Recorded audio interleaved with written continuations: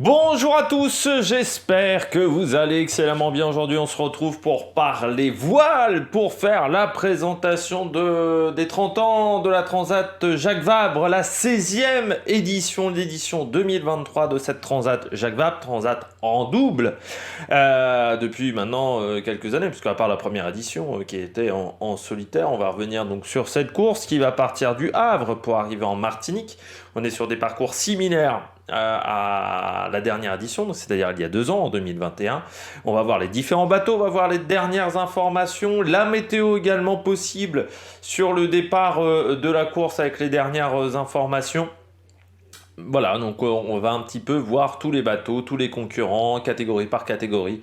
Voilà, ça va être une bonne révision sur ce qui peut se passer sur cette Transat Jacques Vabre. N'hésitez pas à vous abonner à la chaîne, à réagir dans les commentaires, à mettre un pouce bleu, à partager la vidéo sur les réseaux sociaux, notamment auprès de vos proches, si vous pensez que ça peut les intéresser. Dans les commentaires, n'hésitez pas à me donner vos favoris dans les différentes catégories, s'il y a des navigateurs, des skippers que vous connaissez. EPS 2.0, c'est sur la plateforme de podcast Amazon, Deezer, Spotify, Google, TikTok. Il y aura pas mal de petites vidéos peut-être. On fera peut-être des shorts même sur YouTube. Ça, c'est peut-être quelque chose que je vais lancer dans les jours à venir, notamment sur cette Transat Jacques Vabre. Voilà, si on a des informations le matin, des petites informations, des petits points en course à faire en moins d'1 minute. Et puis on commence tout de suite cette vidéo. Puis si vous avez les moyens et que vous voulez soutenir mon travail, vous pouvez faire un super thanks. Puis il y a des vidéos top 10 cyclistes qui vont arriver, la Coupe du Monde de rugby, la moto, la F1 également, qui arrive sur les Grands Prix de la semaine dernière. Parce que j'ai toujours beaucoup de retard du côté des sports mécaniques. On commence tout de suite avec cette Transat Jacques Vabre. Transat donc intéressante avec 4 parcours différents selon les catégories. C'est une course donc qui n'est pas, c'est pas totalement une transatlantique quand on peut le voir parce qu'il y a des points de passage importants. Alors le parcours le plus court c'est pour les classes 40, on sera aux alentours de 4600 milles nautiques. On part du Havre et il y aura qu'un seul point de passage donc au niveau de Salles pour remonter par la Martinique, donc il faudra quand même descendre un petit peu et il y aura une petite zone là, une petite bouée qu'il faudra laisser pour ensuite remonter vers la Martinique. C'est, je dirais, le parcours le plus simple. Ensuite, le parcours des IMOCA, à 5400 milles nautiques, c'est quasiment le même que celui des Ocean 50, sauf que le point de passage est un petit peu différent. Pour les IMOCA, on passera à Sao Pedro de Sao Paulo, donc qui sont vraiment des petites îles, toutes petites au milieu de l'Atlantique. Et puis pour les Ocean 50, ça sera Fernando de Noronha, 5800 milles nautiques, voilà. Et puis pour les ultimes, il faudra déjà passer à Sao Pedro de Sao Paulo, puis l'île de l'Ascension, et remonter ensuite direction la Martinique, direction Fort-de-France pour l'arrivée, départ dimanche pour cette course en double. Donc on rappelle le principe de la Transat Jacques Vabre, course en double. 4 départs différents également pour cette épreuve. Alors les classes, les ultimes partiront à 13h05, les Ocean 50 à 13h17, les IMOCA à 13h29 et les classes 40 à 13h41. On a changé légèrement les départs. Ça pourrait encore évoluer légèrement d'ici dimanche, tout simplement parce que cette année nous avons 95 bateaux au départ et que pour assurer un minimum de sécurité, eh bien voilà, ils ont décidé de faire de cette manière. L'arrivée prévue serait le 12 novembre, ça c'est si on a 14 jours de course. C'est le temps qu'on peut prédire pour les ultimes. Les classes 40 pourraient mettre plutôt 18 jours. Donc voilà, on va dire 12 jours, ça serait excellent pour les ultimes. Donc entre 12 et 18 jours de course selon les catégories, entre les IMOCA, voilà, toutes les catégories. Mais les arrivées seront extrêmement proches, ce qui va nous mettre un petit peu de spectacle. Voilà, dans cette période du 12 novembre, entre le 10, le 11, le 12 novembre, ça devrait être très intéressant pour 14 jours de course. On regarde tout de suite le parcours, les différents concurrents, en sachant qu'en dernière information, du côté des IMOCA, on perd un bateau très important. C'est Chardy Dalin qui déclare forfait. Ça a été l'info de ce début d'après-midi. Charlie Dalin, donc qui était sur le bateau de Massif, pardon, c'est plus Apecil désormais. Nouveau bateau, un bateau assez neuf. Problème médical pour Charlie Dalin qui n'a pas donné plus d'informations. De toute manière, on ne nous donnera pas plus d'informations. C'est ce qui était indiqué. Il devait faire la course avec Pascal Bidégory. Donc c'était un duo vraiment très solide. Donc ils prendront le départ, mais ils abandonneront juste après, c'est pour des raisons de qualification pour le Vendée Globe, mais ils abandonneront juste après le départ, encore une fois, des soucis médicaux. Voilà, on espère que c'est pas trop grave du côté de Charlie Dalin. On commence tout de suite avec les ultimes, 5 bateaux du côté des ultimes. C'est les 5 bateaux qu'on retrouvera pour le Tour du Monde. Ça sera début janvier. On le suivra également. Cette Arkea, je ne sais plus comment ça s'appelle, mais ce Tour du Monde des ultimes, ce Vendée Globe des ultimes, on va dire ça comme ça, qui partira de Brest. 5 bateaux, donc les 5 ultimes, un petit peu la crème de la crème dans cette catégorie. On commence peut-être avec le favori, Charles Caudrelier, Erwan Israël avec Edmond de Rothschild. La référence de la catégorie jusqu'à maintenant, bateau qui a été lancé en 2017, ce bateau de Charles Caudrelier, qui jusqu'à maintenant avait un programme avec notre ami Franck Camas, mais Franck Camas est sur Charal, donc voilà, ça a été une séparation, on va dire, entre les deux skippers, qui a été une séparation tout à fait sans aucun problème, hein. On avait en fait 2 leaders, c'était compliqué de tenir de cette manière. Edmond de Rothschild, pas de grosses évolutions sur le bateau, nous a donné assez peu d'informations, même si ce qui a été fait sur ce bateau, qui a été lancé en 2017. Donc voilà, c'est un bateau qui est la référence, qui a un petit peu tout gagné. Je dirais à part le Jules Verne jusqu'à maintenant, mais c'est le bateau de référence. Route du Rhum, Transact Jacques Vabre également, la Fastnet. Donc c'est un bateau vraiment de référence jusqu'à maintenant. Mais encore une fois, peu d'évolution. Ça commence à être un bateau qui date de 2017, donc c'est quasiment le plus âgé des super ultimes, parce que actuel, c'est un petit peu différent. C'était un bateau qui n'est pas totalement ultime au départ. La catégorie n'existait pas tout de suite quand il a été lancé. Donc c'est vrai qu'on va voir comment il va se comporter face à des adversaires qui se sont fiabilisé et peut-être amélioré. Le deuxième bateau très intéressant, c'est toujours François Gabard et Tom Laperche. Alors, François Gabard qui ne fera pas le tour du monde, c'est Tom Laperche. Duo qui se connaît très bien, François Gabard et Tom Laperche, même si Tom Laperche est un petit genou dans la catégorie, il a 26 ans, mais bon, François Gabard n'était pas beaucoup plus vieux quand il était en IMOCA, quand il était sur le Vendée Globe. Là aussi, on est sur un bateau qui a été fiabilisé par ASVR Lasertic. Ça a été encore le travail qu'on a réalisé cette année. Et peu d'évolution, on va dire, sur ce bateau depuis son lancement il y a 2 ans. On part avec d'autres ambitions qu'il y a 2 ans. Là, l'idée est d'être performant et d'être rapide sur ce bateau. Troisième bateau, on va parler d'un bateau qui a un peu évolué, mais pas autant que les 2 derniers.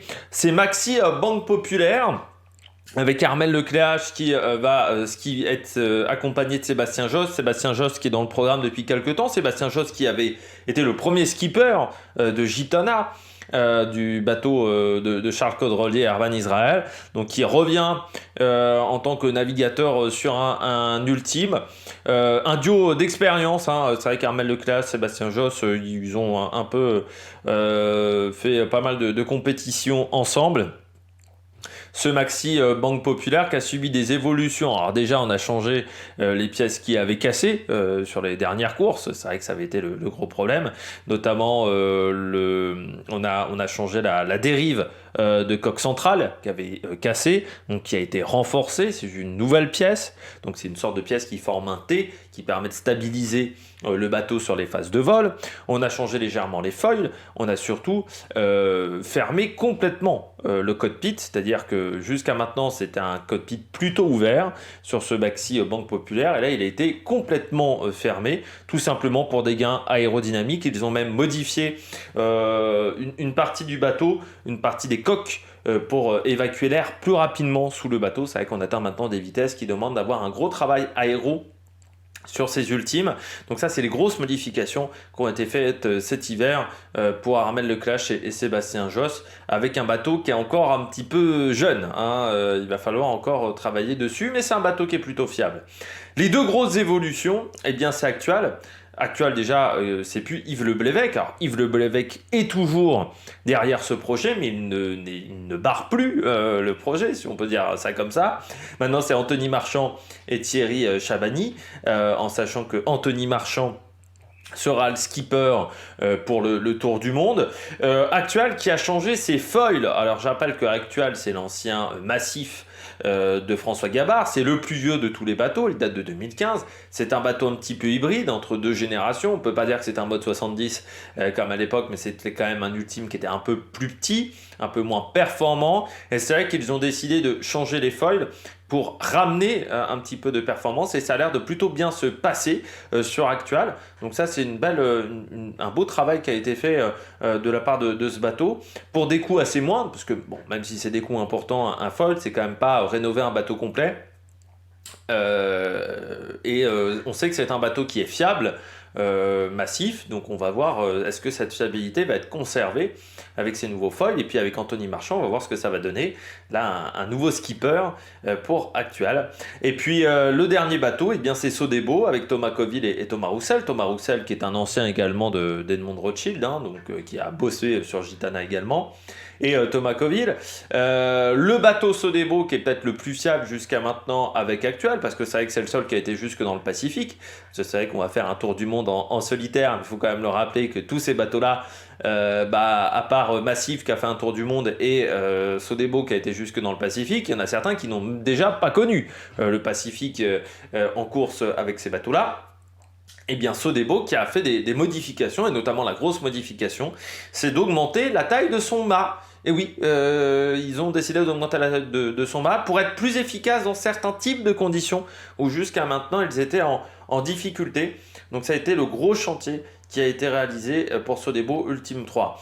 Alors du côté, je vais pas tenter Edmond Rothschild en tant que favori parce qu'ils sont hyper favoris comme d'habitude. Je vais tenter Sodebo. C'est un bateau qui est fiable, même si c'est un bateau qui a pas énormément couru, hein. Il a été remis à l'eau assez tard. Ils ont eu en plus un problème de safran. Donc ils n'ont pas tant de navigation que ça. Mais je pense que Thomas Coville et Thomas Roussel, c'est vraiment un duo qui peut être intéressant. Et avec un bateau peut-être plus performant, avec des gains de performance. Donc je tente un Sodebo. Je tente Edmond Rothschild en 2. Et puis je tente Banque Populaire. L'année n'a pas été... voilà, pour Armel Lecléache prennent un beau petit podium. Et puis SVR Lazartigue qui peut-être aura des problèmes. C'est que c'est un bateau qui est assez exigeant, SVR Lazartigue. Donc voilà, je tente un Sodebo Edmond Maxi Banque Populaire dans cette catégorie. On passe à une autre catégorie, multicoque. Les Ocean 50, 6 bateaux au départ, c'est un petit peu dommage, on a du mal à attirer du monde, c'est les jeux Ocean 50, pardon. Pourtant, c'est une catégorie qui est très intéressante, mais c'est vrai que ce sont des bateaux, encore une fois, qui sont très engageants, parce que c'est moins stable qu'un ultime, c'est des bateaux qui peuvent très vite chavirer, c'est des bateaux qui décollent énormément. Donc sur un côté du trimaran, donc c'est vrai que c'est toujours un petit peu compliqué à gérer, et c'est vrai que bon, il y a certains concurrents qui ne veulent pas le faire, mais on a vraiment une belle catégorie quand même au départ. C'est surtout qu'on a des concurrents d'expérience, hein. C'est des concurrents assez intéressants dans cette catégorie. Erwan Leroux, El Patron, avec Audrey Augereau sur Coesio. On sait que c'est un bateau qui marche bien, bateau qui a amené pas mal de nouveautés également par rapport aux Ocean 50. Et puis Audrey Augereau, alors il a voulu faire un duo mixte, ce qui est très bien de sa part. Et Audrey Augereau, c'est une spécialiste plutôt des disciplines olympiques. Donc on va voir ce que ça va faire sur ce bateau, mais j'ai entendu en interview, elle disait que c'était en fait très marrant de voir qu'à la barre de Coesio, c'était en fait assez proche d'un petit bateau qu'elle connaissait. Autre duo, alors là, expérimenté et surtout très rapide, c'est Solidaire en peloton avec Thibaut Vechel-Camus et Quentin Vlaminck, parce qu'ils se sont tirés la bourre sur la dernière route du Rhum Ça s'est pas très bien passé pour Thibaut Vauchel-Camus sur la fin, qui avait dématé et qui avait même chaviré Thibaut Vauchel-Camus avec Quentin Vlaminck. Là, on est sur un duo très intéressant avec un solidaire en peloton qui va être aidé toujours par Lalou Rouquayrol derrière au routage. On sait, donc ça c'est très important et c'est un bateau qui marche très très bien, hein, ce bateau-là. Donc Thibaut Vauchel-Camus, Quentin Vlaminck, c'est un bateau de 2020. Donc voilà, un bateau qui fonctionne bien. Là aussi, c'est intéressant de voir ce que ça va donner. On poursuit avec un tout nouveau bateau. C'est le bateau de Fabrice Caillerc et Aymeric Chapelier sur Réalitaire. Aymeric Chapelier, skipper, là aussi on est sur un skipper qui commence à avoir une belle petite expérience. Il a fait notamment du classe 40, Aymeric Chapelier, il avait fait du 650 également. Donc c'est un navigateur qui commence à avoir pas mal d'expérience surtout. Voilà, avec deuxième de la Route du Rhum en classe 40, c'était en 2018. Donc c'est un skipper très intéressant qui a navigué sur pas mal de bateaux, notamment en 470, donc il a été olympique, ce bateau. Donc voilà, c'est un mec qui est très intéressant, Aymeric Chapelier, avec Fabrice Caillerc, donc sur un bateau tout nouveau, il va falloir le fiabiliser. C'est pareil pour Sébastien Rogue, et, qui est un habitué maintenant de sa classe Ocean 50, avec Jean-Baptiste Gelé sur Primonial. Là aussi, on est sur un nouveau bateau qui date de 2023. Et puis on a Pierre Quiroga, Ronan Tressard sur Viabilis, bateau de 2017. Qui est en fait l'ancien Ciela Village 2. Et puis Luc Berry, Antoine Joubert, Luc Berry qui retourne à l'Ocean 50 avec un bateau qui lui date de 2009, hein, c'est l'ancien Nactual. Donc c'est un bateau qui est très ancien dans cette catégorie-là, c'est le plus ancien. On va voir ce que ça va donner. Du côté de mes favoris, moi c'est Thibaut Vauchel-Camus et Quentin Vlaminck. Le duo est hyper performant, hyper rapide, donc je pense que ça devrait aller vite. Moi je mettrais Erwan Leroux et Audrey Augereau. Là aussi on est sur des concurrents. Erwan Leroux c'est le patron de la classe, hein, donc ça devrait être performant. Et puis je vais tenter un Primonial, même si on est sur un bateau tout neuf. Sébastien Rogue, là aussi on est sur un skipper qui est de qualité. Donc je vais tenter voilà, ce tiercé-là dans cette catégorie Ocean 50. On passe du côté des IMOCA. Énormément de concurrents au départ du côté des IMOCA. Moi, alors j'avais un duo, c'est vrai que Massif est intéressant, mais j'ai un duo pour moi qui me semble vraiment excellent. C'est bien entendu Charal avec Jérémy Bayou, Franck Camas. Là, on est sur un duo qui a une expérience monumentale. Je crois que même si on prend les 4 classes de bateaux, c'est peut-être le duo le plus expérimenté. Et vraiment avec du très bon niveau. Donc Charal, bien entendu, ça fait partie des bateaux très intéressants. Bureau Vallée, qui est l'ancien Occitane en Provence. Là aussi, on a progressé encore une fois sur ce bateau pendant l'hiver. Donc avec Louis Burton et Davy Baudard, on va voir ce que ça va donner. Paul Meillat qui repart avec Mariana Lobato sur Biotherm, qui est là aussi un bateau qui marche plutôt bien, plutôt performant. Un bateau très intéressant, c'est le Devenir avec Violette d'Orange et Damien Guyou. Violette d'Orange, vous pouvez la suivre sur YouTube. C'est une fille qui a fait notamment du Figaro, qui a fait également du 650. Donc c'est une fille qui commence à avoir, même si elle est très jeune, hein, là, je crois à 22 ans, Violette d'Orange. C'est une fille qui a un projet Vendée Globe. Et Violette d'Orange, en fait, elle a racheté l'ancien bateau de Jean Le Cam, qui n'est pas au départ de cette course. Mais Jean Le Cam, il a lancé son nouveau bateau. Il est à l'eau, mais il a été à l'eau assez tardivement en septembre. Bateau qui n'est pas avec des foils, il faut le souligner. Et donc Devenir, qui est un bateau qui va être performant. Alors encore une fois, il va y avoir maintenant un match entre les bateaux à dérive et les bateaux à foils. Les bateaux à dérive, donc c'est les bateaux d'ancienne génération, on va dire, de Vendée Globe de Vendée Globe de 2013, je crois, désormais. Et Violette d'Orange, on va voir ce que ça va donner avec Damien Guyou, et puis toujours Jean Le Cam un petit peu derrière pour skipper tout ça, les équipes de Jean Le Cam. Ça peut faire une belle surprise. Kojiro Shiraishi, lui, sera toujours sur DMG, sur un bateau à foil qui date de 2020. avec Thierry Dupré du Vorsan. On retrouve aussi une autre équipe de qualité sur un nouveau bateau, mais avec deux concurrents de talent, avec ce Fort People pour Thomas Ruyant et Morgan Lagravière. Là, on est aussi sur des mecs qui commencent à avoir beaucoup d'expérience en IMOCA. Morgan Lagravière, il a aussi été sur le projet Sodebo de Tour du Monde de Trophée Jules Verne. Donc c'est un mec qui est vraiment très intéressant. Et là aussi, on est sur un bateau qui est assez moderne, ce Fort People. Donc avec ces deux concurrents au départ dans la classe IMOCA, Fort People, que je le retrouve, il date de 2023, et là on est sur des skippers d'expérience, parce qu'il y a aussi des bateaux qui sont très âgés. On a des bateaux qui datent de 2005, 2004 je crois, même pour le plus vieux, et puis bah là des bateaux qui sont tout neufs dans cette classe IMOCA. On a donc Sam Goodchild, Anton Core, ça c'est pour Force the Planet. C'est l'ancien bateau de Thomas Ruyant, donc l'ancien Linked Out. Donc c'est un bateau qui était très performant et qui devrait plutôt être intéressant. Le grand retour de Roland Jourdain avec Guirec Soudé sur Freelance, qui est un bateau qui, je crois, date de 2006. Mais Guirec Soudé qui avait été qui avait tenté une route étonnante. Voilà, sur la dernière route du Rhum, ça faisait partie de ceux qui avaient pris la voie de nord. Et bon, ça n'avait pas été payant, mais qui avait réussi à se distinguer dans cette course. On a Damien Seguin, Laurent Bourg sur Groupe Apécile.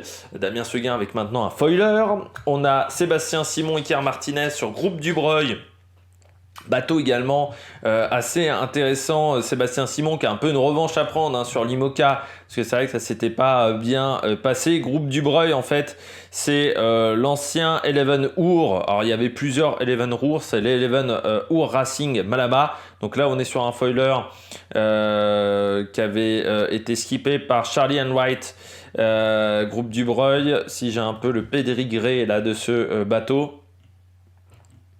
Donc qui était un bateau aussi à cockpit, qui avait fait le défi Azimut, 13e sur 22 de la Transat Jacques Vabre avec Pascal Bidégory et Charlie Enright.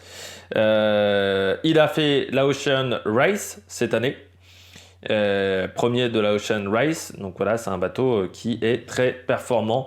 Donc ça aussi, il va falloir voir ce que ça va donner, vu que sur la Ocean Race cette année, on avait le droit de participer avec des IMOCA. On a toujours Alan Roura et Simon Coster sur Hublot, qui est en fait l'ancien bateau d'Alex Thompson. On a aussi l'Occitane en Provence avec Clarisse Kremer et Alan Roberts. L'Occitane en Provence, eh bien c'est l'ancien Apécile, tout simplement. Donc le bateau référence de la génération précédente. Et avec Clarisse Kremer, on va pas revenir sur toute l'histoire de Clarisse Kremer avec son ancien sponsor. Ça s'est pas hyper bien passé, on va pas se mentir. Et Clarisse Kremer, donc qui aura à cœur, je pense, de faire une belle perf et de remontrer que c'est vraiment une navigatrice, et qu'on arrête un petit peu de parler des à côté. Sam Davis, également sur Initiative Cœur, on a fait du travail cet hiver sur Initiative Cœur, notamment pour le renforcer. Donc Massif qui ne sera pas présent. Tanguy le Turquet, le compagnon de Clarisse Kremer, mais qui n'est pas sur le même bateau, qui est sur Lazare. On a, si j'ai tout suivi, parce que je ne suis pas non plus tout de suite dans les potins. Maître Coq, Yannick Bestaven, Julien Pulvé. Alors oui, c'est pas le bateau le plus rapide, mais ça reste un bateau fiable. Donc si la course est un petit peu costaud, ça risque d'être compliqué. Boris Herman avec William Harris sur Malaysia. Ça s'était bien passé sur le Vendée Globe, un peu moins bien sur la route du Rhum. Qui en a d'autres en bateau en retour? On a Fabrice Amédéo également, alors qui repart sur un bateau âgé, Fabrice Amédéo, que je retrouve. Fabrice Amédéo, Tanguy le Turquet, Fabrice Amédéo, je vais bien entendu pas le trouver rapidement. Fabrice Amédéo, voilà, sur un bateau de 2007 qui était l'Ecover 3. Voilà, donc un bateau qui avait été fait pour Mike Goulding, donc voilà, en 2007. Donc c'est pas le plus vieux des bateaux, encore une fois, le plus vieux des bateaux. Si je vous retrouve, c'était donc 2005, je crois. Ça date de mise à l'eau. Tac, tac, tac, tac, je remonte. Je vais pas retrouver. Mais 2004, pardon, c'est Partage de François Guffan et Émeric Baylor. Voilà. qui a été notamment skippé par Roland Jourdain, ce bateau. Donc c'est pour vous dire que c'est vraiment un bateau qui n'est pas tout jeune. On poursuit donc avec un bateau qui est très intéressant, Paprec Arkea, tout nouveau bateau pour Johan Richomme. Johan Richomme, classe 40, figariste, concurrent de talent, avec Yann Eliès. Alors Yann Eliès, pourquoi il est sur ce Paprec Arkea? Parce qu'il va avoir un bateau qui va être à foil, donc c'est un peu pour renaviguer sur un foiler du côté de Yann Eliès. Là aussi, on est sur un duo qui est très intéressant du côté de Paprec, avec un bateau tout neuf, qui est assez intéressant dans sa conception, dans la manière dont on a disposé les différents éléments dans le bateau, les différentes zones de vie, c'est assez intéressant. On a Giancarlo Pedoque et Gaston Morvan sur Prysmian Group. Alors Giancarlo Pedoque qui avait été très performant aussi. Bateau tout neuf également pour Éric Bellion avec Martin Lepape sur Stand As One, qui a été notamment inauguré par le chanteur de Skip Jesus.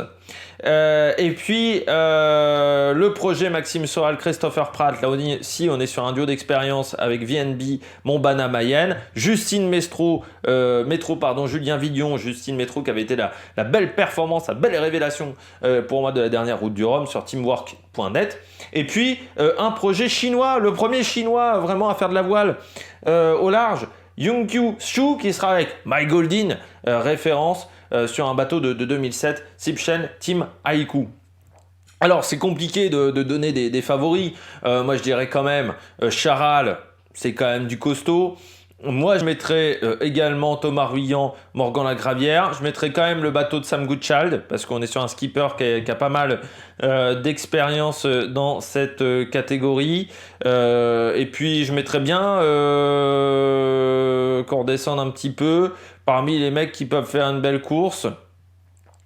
Je vais tenter Johan Richomme, Yann Eliès, parce que le projet me semble très intéressant. Maxime Sorel, parce qu'il est toujours là, il est toujours performant. Et puis l'Occitane en Provence, parce que je pense que Clarisse Kremer a envie de montrer vraiment son vrai niveau. On passe sur les classes 40. Alors sur la classe 40, c'est encore plus compliqué pour vous donner des favoris, parce que c'est une classe qui a tellement de bateaux au départ que c'est difficile de donner vraiment des favoris, surtout qu'il y a quand même pas mal de bateaux qui ont été construits ces dernières années. Alors bien entendu Nicolas Desté et Léo Desbiès sur Café Joyeux, ça c'est un projet qui est très intéressant. C'est vrai qu'il y a beaucoup de projets où on est avec des associations, on est sur des projets d'économie constructive et d'économie voilà, où on essaye de faire avancer les choses avec l'économie. Donc ça c'est assez intéressant avec ce café Joyeux. Yann Lipinski avec Antoine Carpentier, là on est sur 4, je crois 37 Jacques Vabre à eux deux. Sauf que Crédit Mutuel, ça commence à être un bateau un peu dans cette génération qui date de 2019. Le Michael Mergui, Ludovic Méchin sur Centracor, on est sur un bateau qui est très intéressant aussi. Bien entendu Crosscall, pourquoi? Parce que Vincent Rioux, expérience énorme de Vincent Rioux en monocoque avec Aurélien Ducrot, donc ça c'est très bien. On a des duos féminins également, je pense à Pamela Lee, Tiffaine Raguenaud, ça c'est très intéressant. On a aussi Brioche la Boulangère qui est également sur un projet 100% féminin. Xavier Macaire, Pierre Le Boucher sur Groupe SNEF, ça c'est du lourd. Alberto Bona aussi qui avait été très performant sur la dernière route du Rhum. Voilà, Amélie Grassi et Anne-Claire Lebert sur la Boulangère, c'est pas Brioche la Boulangère, c'est la Boulangère Bio. Pour donner le vrai nom du sponsor. Charlotte Cormoul et Claire Victoire de Florian sur le Bleuet de France, qui est un bateau qui est un petit peu âgé. Le Bleuet de France, c'est un bateau qui a maintenant quelques années. Vous voyez, il y a des projets Label Emmaüs, par exemple. Il y a des projets qui sont très intéressants. Il y a également encore Quito de Pavan. Vous avez Axel Tréhin avec Gwenaël Rioux. Là aussi, on est sur un beau projet. Avec Project Rescue Océan, on est sur un beau bateau. Et puis je crois que j'ai vu tout le monde dans cette catégorie. Je sais plus s'il y a Quito de Pavan, je me suis peut-être un petit peu emballé avec Quito de Pavan. Si, voilà, avec Bertrand Guillaumeau. Là on est sur du skipper d'expérience aussi, Martinique, voilà, avec Hervé Jean-Marie et Jean-Yves Aglaé. Donc parmi les concurrents que je dirais qui devraient être bien placés, Groupe SNEF, Xavier Macaire, Pierre Le Boucher. Moi, je tente aussi un cross-call avec Vincent Rioux, même si ça n'a jamais été facile, la classe 40 pour les skippers d'expérience. Bien entendu, moi je mettrais quand même Crédit Mutuel dans les concurrents qui peuvent être intéressants. Il y a aussi Everial, qui est un bateau, on sait qui est un bateau de qualité. Et puis le Crosscall, ça j'en ai déjà parlé. Je pense que le Project Rescue aussi, Axel Tréhin, Gwenaël Rioux, ça peut être pas mal dans cette catégorie. On regarde tout de suite la météo, hein. Je vous ai déjà mis plusieurs fois la carte à l'écran sans le faire exprès. Là on est donc 45 heures, donc c'est vraiment la météo qu'on devrait avoir à peu près au départ. Donc là j'enregistre 16h19 hein, pour tout vous dire. Donc vous voyez un vent qui devrait être intéressant parce que plutôt bien positionné jusqu'à la bouée du Tréport. C'est pas la bouée du Tréport, en plus c'est la bouée, c'est pas le Tréport du tout, c'est un peu plus bas. Tac, tac, tac, c'est la bouée. La bouée. Ça ne veut pas me le marquer là, ça va me la remarquer sur la page Wikipédia, parce que j'ai ouvert aussi la page Wikipédia. Voilà, la bouée d'Étretat, voilà, c'est pas le Tréport du tout, c'est Étretat, c'est un petit peu avant, du côté de la Normandie. Donc on ira jusqu'à Étretat, toujours faire attention cette bouée d'Étretat, parce qu'on n'est pas très loin des cailloux, on n'est pas très loin de la falaise, donc il y a peu d'espace, et en plus il faut passer près des cailloux, donc c'est jamais vraiment évident. Et puis ensuite, le vent, il sera pas forcément favorable hein, jusqu'à la sortie de la Bretagne. Si on regarde à plus 51 heures, par exemple, vous voyez, le vent sera vraiment pas facile. Donc ça va être assez musclé, surtout qu'il va certainement se renforcer pendant la nuit. Donc il va falloir un petit peu naviguer auprès. Là, vous voyez, je suis à plus 54 heures. Donc là, vous voyez, on sera vraiment dans une situation très musclée et un peu casse-bateau. Et puis après, on connaît un petit peu la suite du parcours, hein, c'est-à-dire sortir du golfe de Gascogne, les îles de Madère notamment et des Açores qu'il va falloir passer, et puis après tenter de récupérer les alisés, le poteau noir à 2 reprises pour les ultimes, ça c'est sûr. Dans d'autres catégories on ne sait pas encore si on aura 2 fois le poteau noir, et puis voilà, une course qui va pas être évidente pour franchir l'arrivée du côté de la Martinique. Bon, voilà, nous on fera un point dès dimanche aux alentours de 18h-19h sur la chaîne pour vous parler un petit peu du classement avec la cartographie et ce qui va se passer dans ce début de course. D'ici là, n'hésitez pas à vous abonner à la chaîne, à réagir dans les commentaires, à mettre un pouce bleu. Allez, ciao ciao!